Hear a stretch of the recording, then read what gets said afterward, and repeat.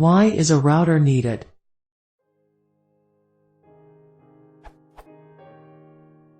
I've been trying to figure out why a router is needed.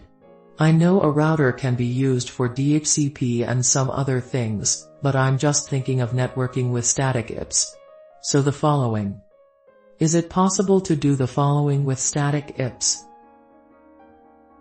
Or do you need to go?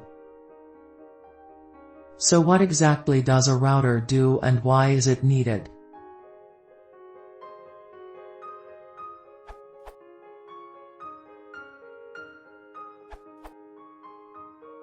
I think generally routers serve as an access point, dhcp, firewall and switch is an easy solution for people who don't know much about networking. No, routers are a separate kind of device from APs and switches. Router is not just a generic name, it describes a specific function, routing IP packets between networks. In other words, you're describing a router plus switch plus app combination, which might be better called a SOHO, small office/home office, router or home gateway.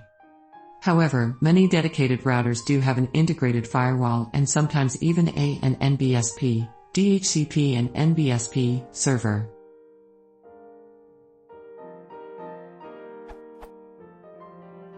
I'd like to know why routers are needed generally. IP routing is needed because pure Ethernet level switching wouldn't scale well.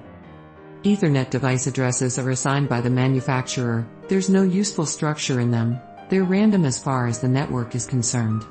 So an Ethernet switch only has two choices: keep a list of every single device connected to every port, as modern switches do, or simply broadcast every packet to every port, as in the original Ethernet. Both methods work well only up to a certain network size, but if there are more devices than a switch can remember, the network will quickly melt down. Related topics: CAM exhaustion.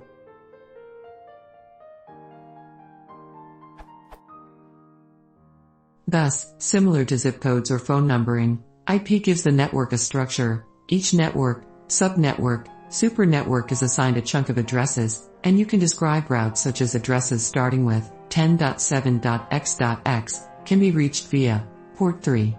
Now the rest of the world doesn't need to know about millions of Comcast customers, it only needs a few routes towards Comcast itself. IP routers hold the knowledge of these routes, and forward all packets accordingly. This separation between Ethernet and IP is actually useful because it gives flexibility. The same Ethernet can carry several different protocols, such as IP4, IP6, perhaps IPX. Some other protocols did not have such separation, such as DeepNet or NetBIOS, and they couldn't survive the network growth.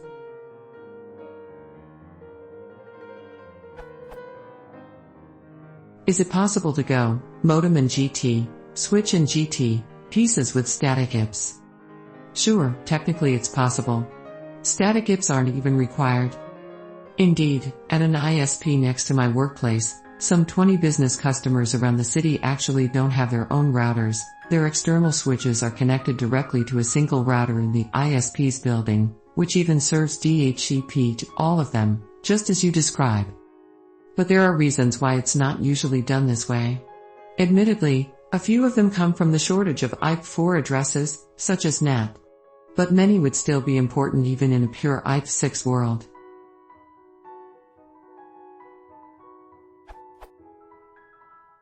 As it is right now, the ISP routes a single global IP address towards your network. So, certainly, you can connect your PC directly to the modem, and configure it with your global address. Chances are, it would even auto-configure that via DHCP. Indeed, this used to be a very common configuration here until late 2000s. Most home customers only had one computer, and that computer would often talk directly through the modem to the ISP's routers, first using an actual dial-up modem, later an ADSL one. But every device needs its own address. Since you only get one IP4 address from your ISP, you can directly connect one computer, but not two, unless you pay extra for the second address.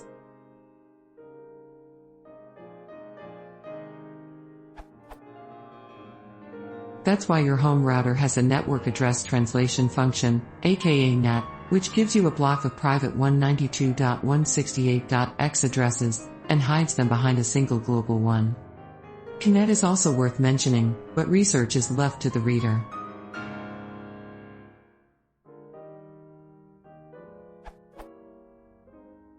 Alongside NAT, your router also has other functions like a firewall, a DHCP server, a DNS cache. Yes, those all could be done by the ISP's routers, but it would cost the ISP a fair bit and it would inconvenience all customers, without giving any advantages to any of them. The firewall would have to be configured via your ISP's provided interface, and most ISPs would only provide the bare minimum of options. When configuring my own router, I have full control. I can apply firewall rules to uncommon protocols, I can create multiple subnets, I can experiment with IPv6 tunnels or RIP or OSP.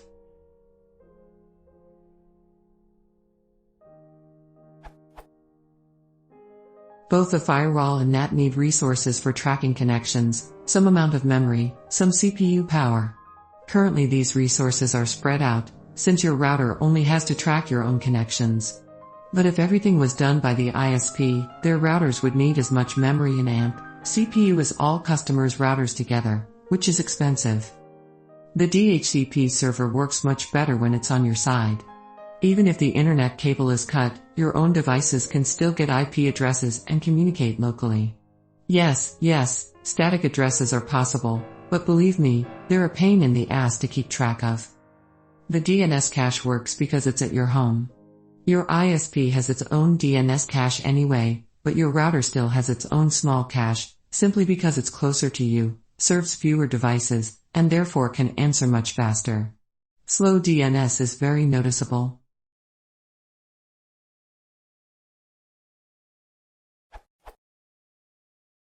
So the reasons for having your own home router are, 1. It's faster, 2. It's cheaper, 3. It's simpler for both you and the ISP.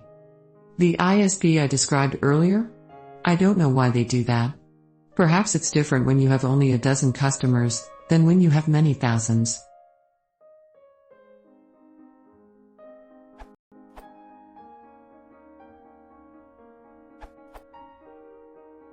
A home modem usually only gives you one IP address. The router does NAPT, Network Address Port Translation, allowing you to have multiple private IP addresses on your network. If your ISP gives you multiple IP addresses, you could possibly go without a router on your side.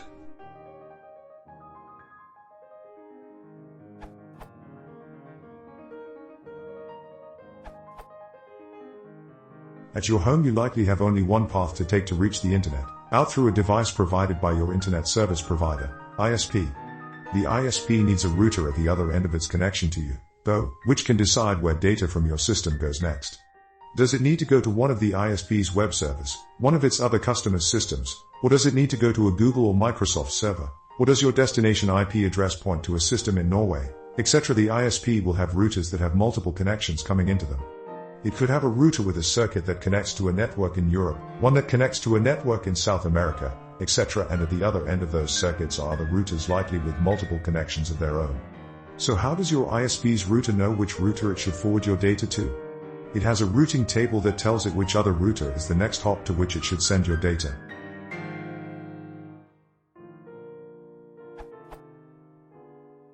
It won't know all of the intervening routers from your system to the destination address, since it doesn't know the full path from your system to the destination system, just which one is the best choice to move your data further along the path to its destination.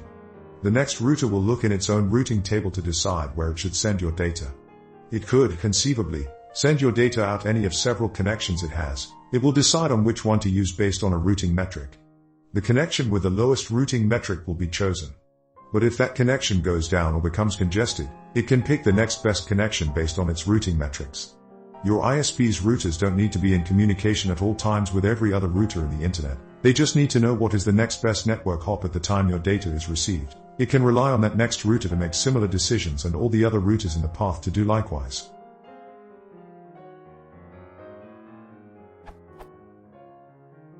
By use of routing tables to pick the next hop, if your data might normally go through a router in France to reach a destination in Norway, even if there was no longer a path through France, some other router along the way that connected to the router in France would be aware of the outage and reroute your data through another path, for example, perhaps through Germany. The internet is an outgrowth of ARPANET, One of the requirements for ARPANET was that it be resilient and able to tolerate the failure of particular pieces of equipment in the network by routing around the failed equipment. In the days of ARPANET, the precursors of today's routers was called an interface message processor, IMP.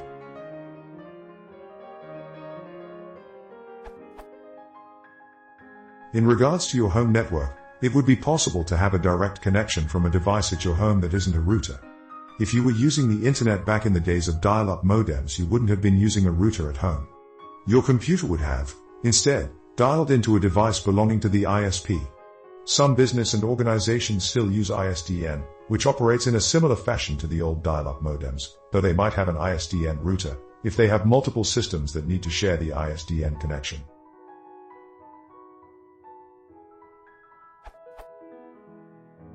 And even in the days when dial-up networking was the method used by almost all home users and small businesses to access the internet, if a home user or small business had a limited number of phone lines, but needed internet access for multiple computers, a solution that was available was to configure one PC that had a dial-up modem to function as a router for all the other computers on the local area network at the home or business. I remember installing a router that had a 56 kbs modem in it to provide dial-up access to the internet for several computers at a small business.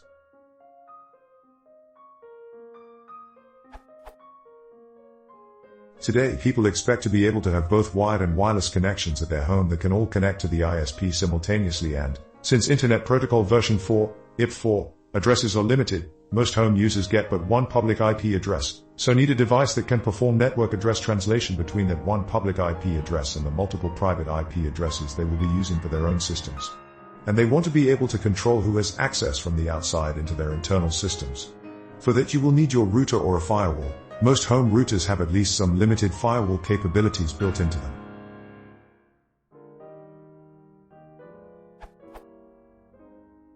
Technically, the ISP might be able to handle the function for you, but that approach wouldn't scale well for thousands or perhaps even millions of customers. For example, if you have your own router, you can use the private IP address 192.168.0.5 for one of your systems, and so can 1,000 of the ISP's other customers. The ISP doesn't have to ensure that when private IP address space is used that different customers don't pick the same addresses. The ISP's equipment external to your home only needs to concern itself with the one IP address you were provided by the ISP. And if you want to allow inbound connectivity on port 5000 to one of your systems, you can manage that yourself. You don't have to call the ISP's tech support department, which would put an additional burden on the ISP's support staff.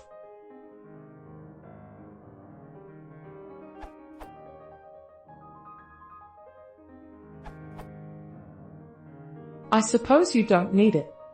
You can take a modem and plug a switch in and use the public IP the ISP provides. Or you can take a router modem and turn off the router by putting it in bridge mode. A bridge is basically switch, but with some weird arbitrary distinctions people sometimes make, and use the public IP from your ISP. Outside your home they have to use routers, because switches don't deal with a hierarchical addressing system like IPS.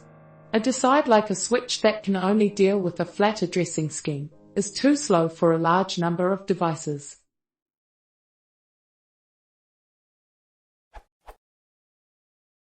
Like, consider if everybody in the world had a unique number, but the numbers weren't grouped together. You'd have to look up the person's whole number in the list in order to find out which hole/socket/port/direction/angle to send the data out to. Whereas if you could see straight away they're in Tokyo, their IP address starts with blah blah blah, and everybody in Tokyo with IP address starting with blah blah blah has data sent out this hole/socket/port/direction/angle, then it's quicker to get it to them. But back to your personal case, your home. You don't need DHCP server on your device because the IP can come from the ISP via DHCP. So a switch is fine for that. You don't need NAT if you have only one device. A plain old switch is fine.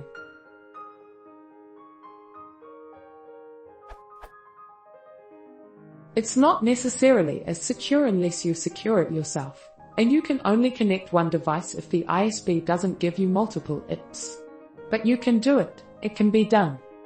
A point terminology. The device you call a router is a box. It does functions.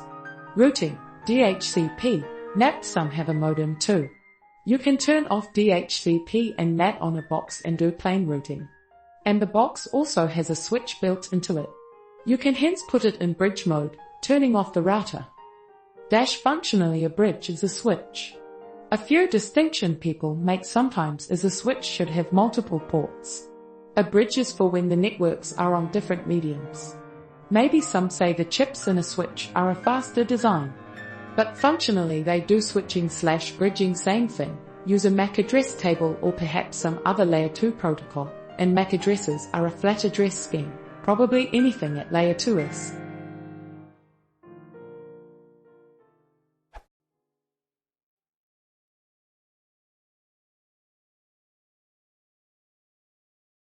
Must possible have PS Copy version